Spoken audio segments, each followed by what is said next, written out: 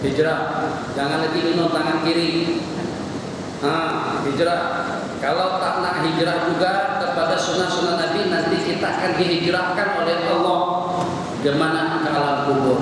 Yang kalau suatu kita dah masuk ke dalam kubur, kita sudah tidak boleh patah balik ke dunia. Minum, baca basmalah, ambil gelas dengan tangan kanan, dengan iringan Bismillahirrahmanirrahim.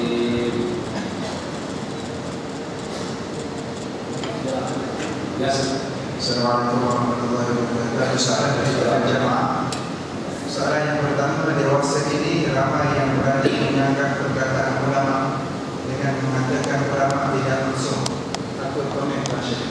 Saat ini ramai orang yang mengatakan berani menyanggah perkataan ulama dengan alasan karena ulama masuk. Ya. Perkataan itu betul. Tapi kalau saya ingin bertanya kembali kepada si yang memperkatakannya seperti itu. Memang secara disepakati oleh ulama semuanya yang maksud itu para nabi tidak ada rasul. Yang maksud hanya para nabi-nabi dan rasul. Yang walaupun kedudukan kemuliaannya sebagai wali kutub, nujaba, al-abdal, al-ruqaba, al-muqaba, atau mendapatkan gelar sebagai gaus atau kutubul aktom, itu level atau juga diberikan yang paling tinggi di kalangan para ulama disebut dengan kutubul aktom. Itu hanya satu orang saja, bukan wali kutub, kutubul aktom. Kalau sampai ke tahap itu pun tetap saja dia tidak masuk. Yang masuk hanya para nabi dan rasul. Sehingga kaidah atau itu adalah merupakan suatu prinsip dan suatu keyakinan yang perlu kita yakini, yang masuk hanya para nabi dan rasul, sementara dengan sesiapapun daripada kita tidak ada yang masuk. Sehingga itu dijadikan sebagai landasan untuk kita menolak pandangan, pendapat, pemikiran atau ulasan daripada ulama dengan alasan kan ulama juga tidak masuk. Itu bagaimana kira-kira? Oke? Tapi bagaimana Allah perintah kita untuk bertanya kepada tidak masuk? Allah berfirman, "Fas'alu ahla dzikri in kuntum la ta'lamun." Bertanyalah kepada ahli zikir, maksudnya kepada ulama kalau pada saat kamu tidak tahu. Apakah kira-kira tuntutan kita disuruh untuk bertanya kepada ulama yang enggak masuk itu tidak ada makna dan juga tidak ada arti, atau memang itu sebagai satu kewajiban?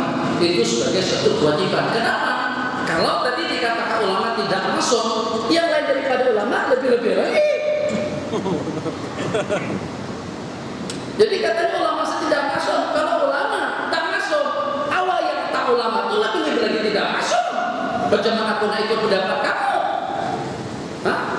Kata yang satu, yang rajin ke masjid pun, yang jadi kaki masjid pun belum tentu masuk surga. Yang rajin sembahyang pun, nih kaki malas, kaki pemalas tak pernah sembahyang, tapi cakap macam tu. Yang kurang 4 bulan ke PB, India, Pakistan, Bangladesh, yang khatam Quran tiap malam pun, yang jadi guru yang rajin ke masjid pun belum tentu masuk surga. Lebih belum tentu lagi dengan anta, sebab anta tak sembahyang. Itu logiknya seperti itu. Nah, kembali. Jadi memang ulama tidak maksud, tapi tetap Allah mewajibkan kepada kita untuk kita bertanya kepada ulama, menerima pernyataan dan ungkapan daripada ulama, sebabnya walaupun tidak secara 100%, tapi dalam 90% apa yang dipatwakan dan dikatakan oleh ulama itu betul. Kenapa? Sebab karena dengan fatwa yang kita katakan betul tadi itu, dia berlatar belakang, mempunyai landasan daripada yang masuk, yaitu Al-Quran dan hadis. Seperti itu. Jadi tidak boleh memberi ulama.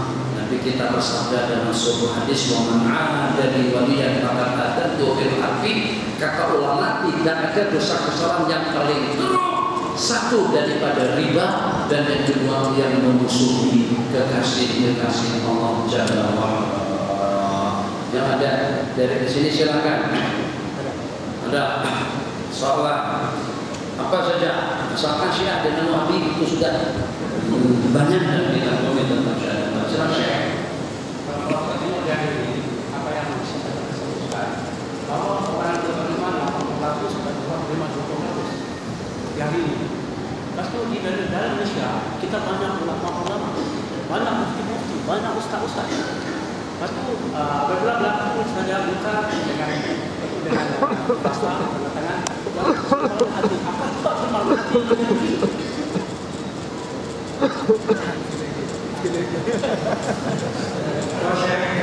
Jangan pakai mic, jangan pakai mic. Tuan Syekh, Ya. satu ustaz mengatakan bahawa 80% tidak beriman. Hah? 80% tidak beriman, 20% saja yang beriman. Apa tuh? Beriman maksudnya. Beriman. Beriman. Apa tuh yang buat itu? Dalam Malaysia lah dia dengan kajian yang ni buat. Siapa yang buat? Ada satu. Ada Lepas tu, mengatakan 80% tidak beriman. Dia 20% tidak beriman, yang tidak beriman 20% saja yang dikatakan beriman. Yang baiklah maksudnya. Lepas tu kita banyak ulama-ulama, banyak apa ni ustaz banyak, apa tu mufti banyak. Banyak semua banyak. Tetapi dengan sebab apabila kita baca satu hadis, kalau berlaku mungkar dengan kuasa, lepas tu dengan tangan, tiga hal, yang paling lemah hati. Adakah sebab itu boleh jadi begini? Jelas pertanyaannya soalannya. Jadi ada satu statistik, betul atau tidak betul, cuma macam itu bacaannya. Katanya sesuai dengan statistik yang baru dibuat, bahwasanya yang beriman di kalangan kita mana? Di Malaysia atau Nusantara? Sini setakat dalam 20% saja. 80% itu tidak beriman. Dahsyat tuh. Dahsyat sungguh. Dalam waktu yang sama, kita tengok realiti kita juga dengan fakta nyata. Di masjid-masjid kalau kita buat statistik, katakan saja di Selangor, coba kita buat statistik dulu di Selangor, dalam berapa ramai penduduk Selangor dan juga dalam berapa ramai yang melaksanakan salat Jumat pada hari Jumat. Jangan salah paham, salat Jumat itu pada hari Jumat, ada pada hari lain. Nyimpang, ada guru dengan murid, simpang dengan murid. Pada saat simpang, tuh guru tanya kepada si murid, Ahmad, ya guru, ya tuan guru, awak masih ingat tak? Pada masa kita sembahyang Jumat di Kota Baru tempo hari itu hari apa? Pada masa kita sembahyang Jumat di Kota Baru tempo hari itu hari apa? Jadi kata teman kalau tak salah di Selasa.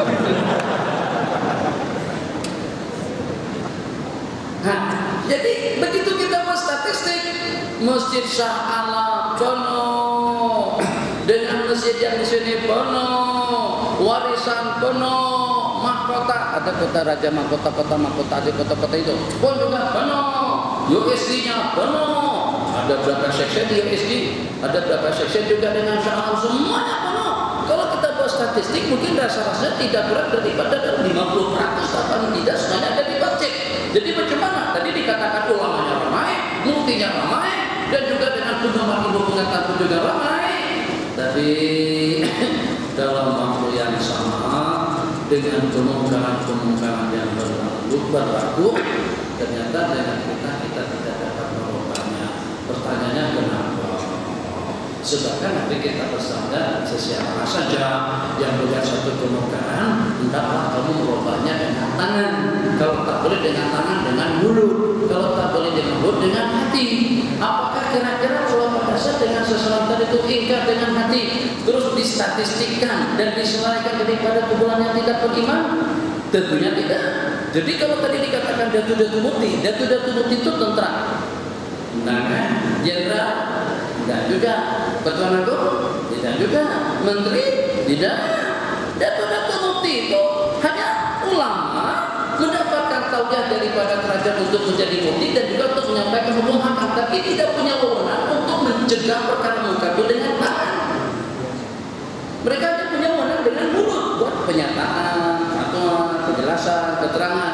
Sementara dengan orang awam pula, kita tidak boleh merubah kemungkaran dengan tangan, sebab kadang-kadang merubah dengan tangan boleh jadi akan membawa kepada yang lebih munkar, yang lebih berbahaya. Lihat sekarang keadaan yang berlaku di Mesir, lihat keadaan yang berlaku di Syria, lihat keadaan yang berlaku di beberapa tempat. Yang kadang-kadang saat ketika ada satu kumpulan ingin merubah perkara munkar dengan tangan, minta maaf.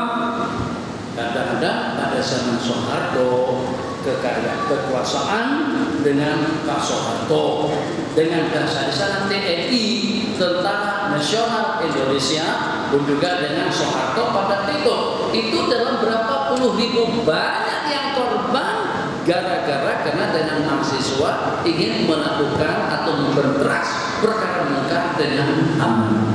Makanya bijak ulama kita dahulu mengatakan memberantas kemungkaran dengan tangan itu adalah kewajiban daripada pemerintah, kewajiban daripada kerajaan. Sementara merubah mungkar dengan mulut itu adalah kewajiban daripada para khatib, imam, mufti, dan juga dengan ustaz itu mereka dengan mulut dengan menjelaskan hukum hakamnya. Sementara dengan seumpama kita orang awam, kita ingkar dengan perkara mungkar dan berlaku itu dalam hati. Kalau seandainya dengan kita guna aksi kekuatan, terus kita adakan demonstrasi, kita adakan revolusi, terus dengan kita berupaya untuk melawan, kadang-kadang apa yang ditargetkan tidak tercapai, dalam waktu yang sama rakyat jadi korban. Ya, apa yang berlaku? Pada sudah kita menaruh harapan pada saat ikhwan muslimin memerintah, tapi ternyata apakah daripada jaksa yang mesti dibarang tinggal siap? Enggak. Minta maaf kalau saya kait-kaitkan. Kalau seandainya dahulu pakatan menang misalnya, apakah barisan tinggal diam? Coba. Mungkin akan berlaku perang antara sesama. Apa yang Allah pilih kita harus restu dan ridho. Setelah kita berusaha, bukan berarti duduk saja, berkempen tidak, cakap tidak, senyap saja. Ya Allah, menangkan kami ya Allah. Ya Allah, berikan aku dzurriyyah salihah. Kalau nak kan dzurriyyah salihah, kena melamar.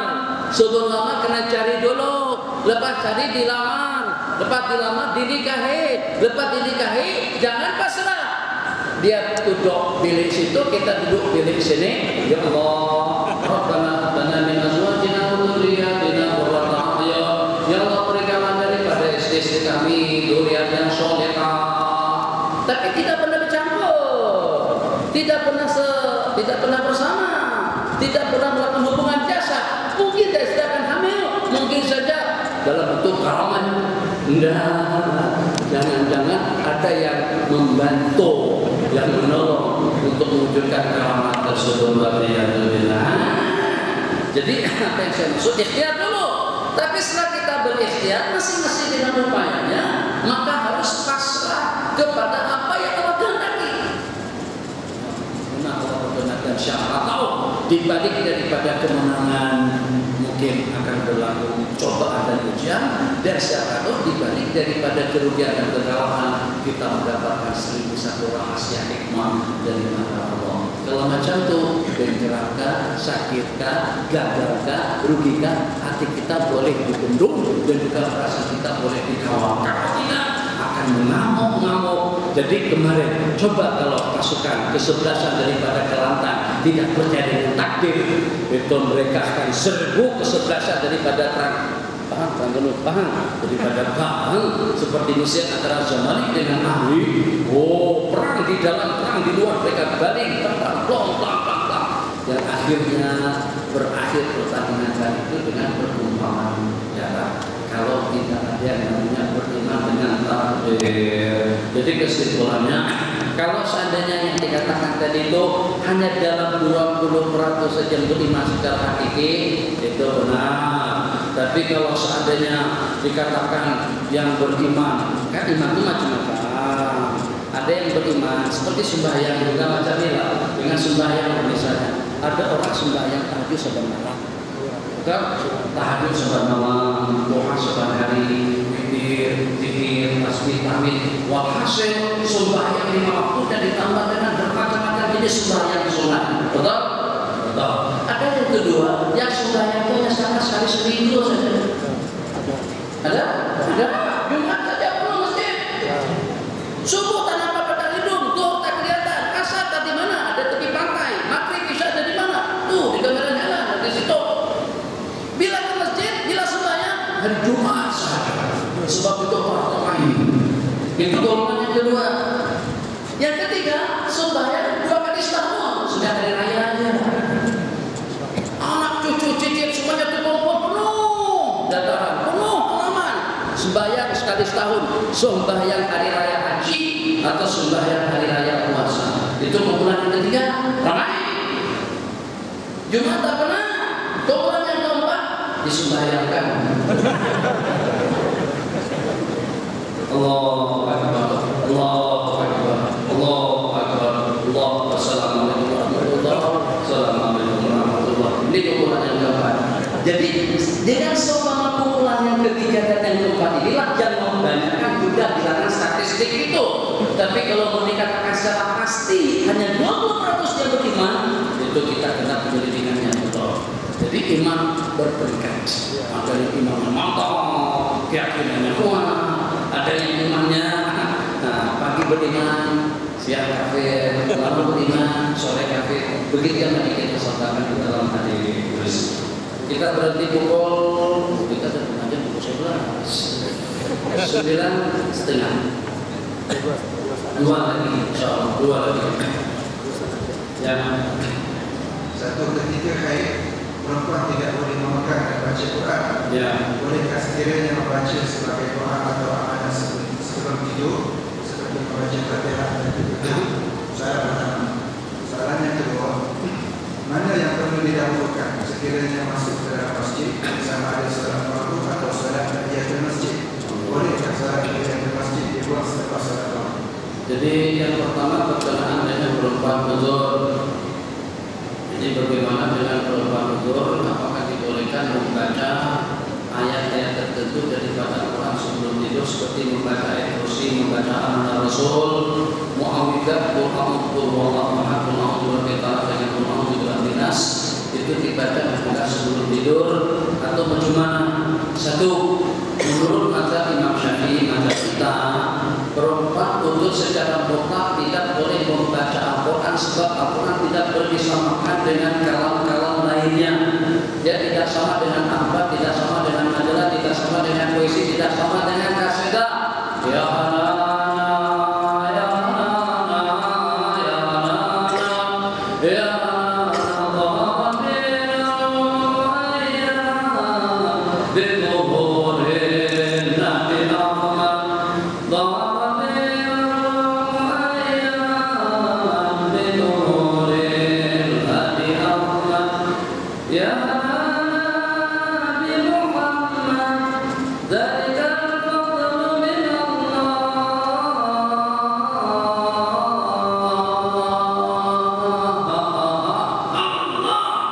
itu yang walaupun minta maaf dengan bahasanya baru selesai buat proyek boleh saja. Tapi kalau untuk baca Quran tak boleh langsung kalau pada itu dalam keadaan uzur atau kita laki-laki di waktu dalam keadaan junub. Tapi kata ulama kecuali dalam mazhab Imam Syafi'i sendiri kalau yang dibaca itu hanya dalam beberapa patah ayat musibah inna lillahi wa inna ilaihi raji'un. Doa Rabbana atina fid dunya hasanatan wa fil akhirati hasanatan wa qina adzabannar. Naik kereta subhanalladzi sakhkhara lana hada. Ada ancaman hasbunallahu wa ni'mal wakil. Tak masalah. Itu hanya dalam beberapa ayat sebab niatnya itu adalah zikir. Bahkan ada juga dengan ulama berpendapat boleh saja membaca Al-Quran tapi dengan niat zikir seperti Al-Quran yang ada di dalam hizib Imam Nawawi, hizib Imam Abil Hasan Syadzili Hizbul Bahar, Al-Quran yang ada di dalam Ratib Al-Habib Abdullah bin Al-Haddad, Ratib Al-Qattas, dan juga dengan amalan-amalan yang seumpamanya. Apa yang didahulukan, supaya fardukan atau sembahyang tahiyatul masjidkan? Tujuan kita pertama kita ke masjid itu untuk apa? Untuk kita melaksanakan salat berjamaah. Kalau memang tujuannya adalah untuk salat berjamaah, Nabi kita bersabda, "Idza uqimatis sholatu fala sholata illa maktubah." Apabila sembahyang sudah didirikan, apabila qamat sudah berlangsung, maka sudah tidak ada sembahyang yang dikerjakan kecuali sembahyang fardu. Makanya itu ulama mengatakan kalau pada saat kita masuk ke masjid ternyata bilang sudah qomat, maka kita sudah tidak digalakkan, sudah tidak dianjurkan atau tidak dituntut untuk melaksanakan sembahyang qabliyah atau untuk melaksanakan sembahyang tahiyatul masjid. Tapi bagaimana kalau diqadha? Ulama mengatakan sembahyang tahiyatul masjid yang pertama tidak diqadha dan yang kedua akan kelupaan waktunya kalau pada saat kita menyibukkan diri kepada yang selain daripada tahiyatul masjid. Masuk ke masjid terus minum dan berdodok, dan kelupaan tahiyatul masjid. Masuk ke masjid terus dengan kita melaksanakan sembahyang fardu, dan kelupaan tahiyatul masjid. Akan tetapi kalau pada saat kita masuk ke masjid azan sudah berkumandang, sampai ke masjid kita akan melaksanakan sembahyang qabliyah, sembahyang fardu yang kita laksanakan, sembahyang sunat qabliyah yang kita laksanakan, itu mencakupi juga sembahyang tahiyatul masjid. Dapat kedua-duanya, dua dalam satu, dan kadang-kadang tiga dalam satu. Berwudu, masuk ke masjid, terus sembahyang qabliyah zuhur, sembahyang sunat qabliyah zuhur dapat, tahiyatul masjid dapat, sunat wudu juga dapat. Tapi kalau seandainya yang berkenan tadi itu tidak melaksanakan sembahyang qabliyah, karena tidak melaksanakan sembahyang tahiyatul masjid, sembahyang tahiyatul masjid tidak diqadha. Habis. Ada lagi? Ada dua. Tadi dua, tambah dua lagi. 7 menit. Ada dua saran ini. Ada juga yang hanya belajar dengan buku dan internet, tapi sudah berani mengeluarkan fatwa dalam agama. Orang kalau mengaji itu biasanya ada salah silsilahnya. Masa saya di Masjid Mu'adz bin Jabal. Mana Masjid Mu'adz bin Jabal? Setiawangsa. Orang ada yang menanyakan tentang silsilah sanad pakai soban. Katanya boleh tak pakai soban kalau tidak ada sanadnya. Sampai top sorban pun dicari sanadnya. Ini ilmu hukum hakam. Sanadnya kepada siapa? Sanadnya kepada Facebook. Facebook meriwayatkan daripada YouTube. YouTube meriwayatkan daripada internet. Internet meriwayatkannya daripada orang yang majhul yang tidak diketahui. Mana ada macam tu ilmu. Jadi kata Imam Abdullah ibn Mubarak, al-ilmu din. Ilmu itu adalah agama. Manzur amman ta'khuduna dinakum, maka pastikanlah daripada siapa kamu mengambil ilmu agamamu. Dengan orang yang sepak, bukan tidak percaya dengan internet, bukan tidak percaya dengan email, bukan tidak percaya dengan Facebook, tapi di sana ada tangan kedua, ketiga, dan keempat yang memainkan hukum hakam di situ. Dulunya dia pakai spesialis dalam bidang apa? Dulunya pilot, dulunya pramugari, tahunya jadi mufti, mana boleh? Bukan tidak boleh menyampaikan hukum hakam. Kalau pada saat mereka mengaji silahkan saja, tapi takkan dengan kita meninggalkan orang-orang yang pakai spesialisnya, yang memang sejak daripada kecil dan juga sejak daripada dahulu bergelut dengan ilmu agama. Bukan tidak percaya. Ya Allah, tak percaya kan? Anani sehat, ya. Masih kuat lagi, ya. Pendatang halal, betul. Mengajar di sini ada permit, ya. Daripada Jakim ada, dari Kedah ada, Perak ada, Bugis 9 ada. Supaya mungkin ada yang mempertanyakan, saya ada tauliah di beberapa wilayah. Kelantan ada, Selangor ada, mana ada, semuanya ada. Dan semuanya dapat tauliah daripada Allah dan Rasul. Itu tidak perlu diragukan.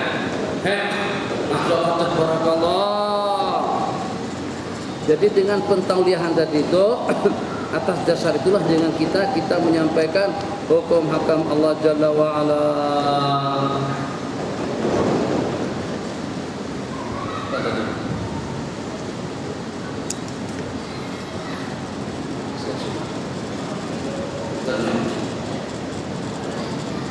Lupa ada satu benda dengan terbawa-bawa yang punya lupa, saya sebut benda.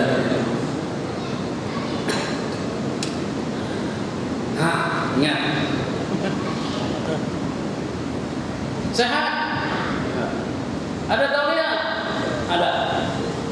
Jamaah, insyaallah besok kita akan terbang daripada KLAI atau daripada NCC, dan insyaallah yang akan menerbangkan pesawat Boeing 777 atau 747 akan menerbangkan Airbus 380. Itu adalah seorang guru yang dikenal di Nusantara dan tidak asing lagi dengan kita semuanya, yang akan menjadi pilotnya Syekh Muhammad Nuruddin Al-Banjari.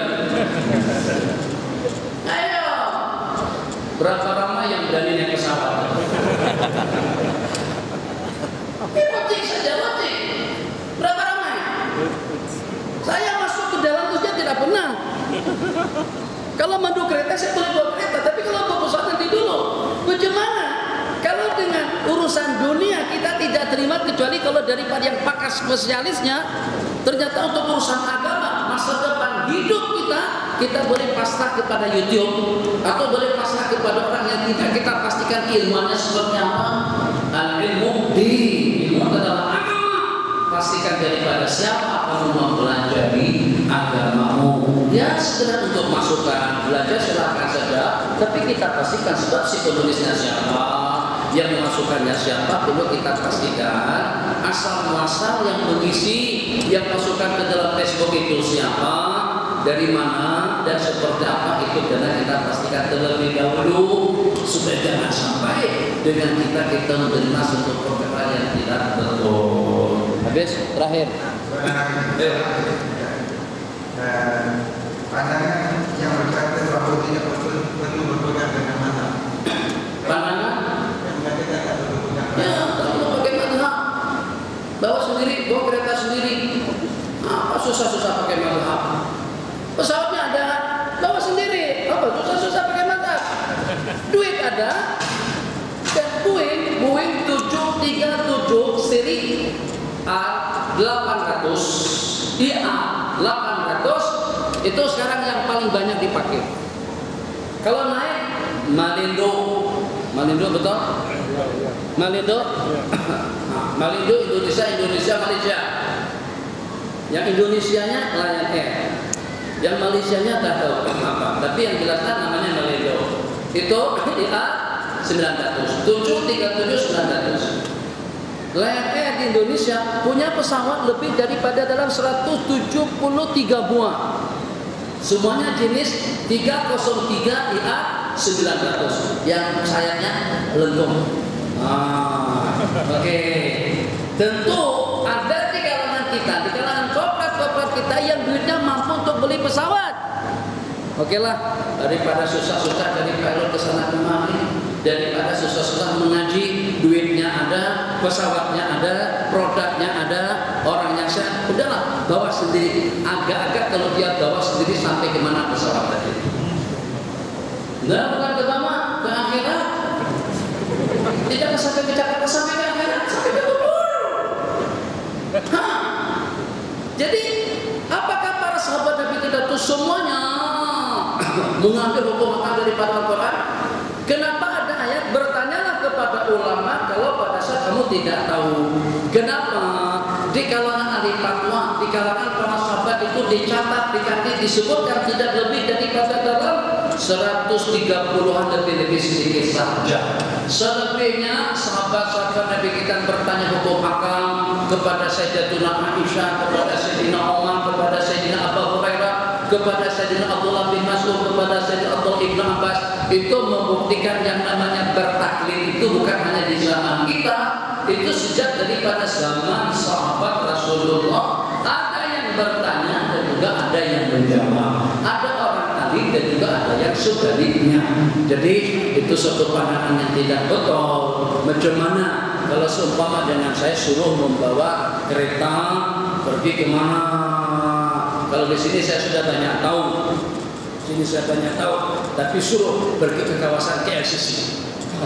Tak itu ada jalan kucing, ada jalan tikus, ada jalan masuk situ. Jangankan jalan kucing yang ada di KL, ada di Peneng pernah di Peneng ada satu jalan, satu namanya jalan tikus, satu jalan tikus. Oh itu pun susah.